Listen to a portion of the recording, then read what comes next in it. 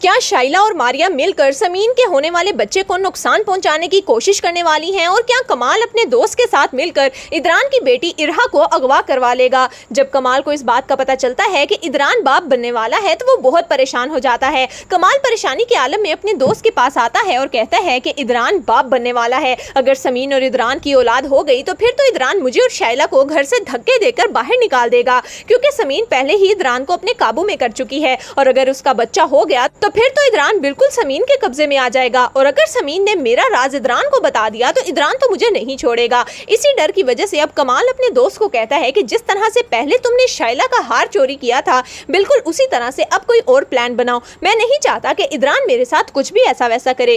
جس پر کمال کا دوست کہتا ہے کہ تمہارے اس ادران کی بیٹی بھی تو ہے نا، جس سے وہ بہت محبت کرتا ہے۔ اگر ہم اس لڑکی کو اغوا کر لیں تو ہم جتنے چاہیں مرضی پیسے لے سکتے ہیں۔ تم نے ادران سے پیسے ہی تو لینے ہیں۔ جب گھی سیدھی انگلی سے نہ نکلے تو انگلی ٹیڑھی کرنی پڑتی ہے۔ یہ سن کر کمال تو بہت خوش ہو جاتا ہے اور کہتا ہے کہ واہ یار، تو نے تو کمال کر دیا۔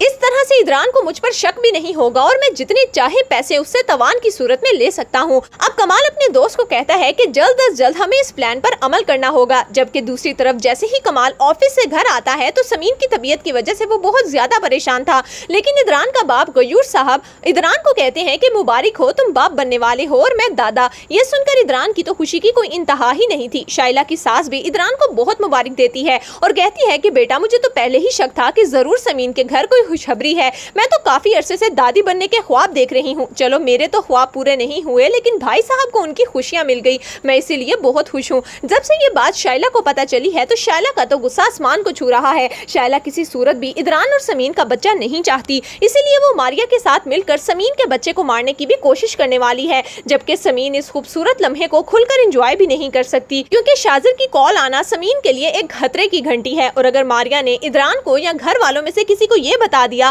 کہ سمین شاذر نامی لڑکے سے بات کر رہی تھی تو ادران اسے کہیں چھوڑ نہ دے۔ یہی خیالات سمین کے دماغ میں گھوم رہے تھے۔ ادران سمین کے پاس آتا ہے اور اس کا ہاتھ پکڑ کر کہتا ہے کہ سمین، میں آج بہت خوش ہوں، تم نے مجھے اتنے عرصے بعد ایک خوشی دی ہے، اب تم نے اپنا بہت خیال رکھنا ہے، کوئی کام نہیں کرنا۔ جس پر سمین مسکراتے ہوئے کہتی ہے، جی ادران، آپ فکر نہ کریں، میں اپنا بہت خیال رکھوں گی۔ ادران تو سمین اور اپنے ہونے والے بچے کے لیے کافی زیادہ فکر مند ہو چکا ہے، لیکن ذرا سی غفلت اور ارہا کمال کے بھیجے ہوئے بندوں کی مدد سے اغوا کروا لی جاتی ہے۔ اور جب ادران کو اس بات کا پتہ چلے گا کہ ارہا اسکول سے گھر واپس ہی نہیں آئی تو ادران کے پیروں کے نیچے سے تو زمین ہی نکل جائے گی۔ وہ پاگلوں کی طرح ارہا کو ڈھونڈنے لگے گا، جبکہ کمال یہ ساری کارروائی کرنے کے باوجود بھی سب کے سامنے مظلوم بن کر ادران کے ساتھ ارہا کو ڈھونڈنے کی ایکٹنگ کرے گا۔ لیکن جب کمال ادران سے تاوان کے لیے ڈھیر ساری رقم منگوائے گا تو ادران سیدھا پولیس انویسٹیگیشن میں کمال کا بھی نام لکھوائے گا، کیونکہ شروع سے ہی ادران کو کمال پر بھروسہ نہیں ہے اور بہت جلد کمال اپنی بیٹی کو بچانے کے لیے پہنچ جائے گا۔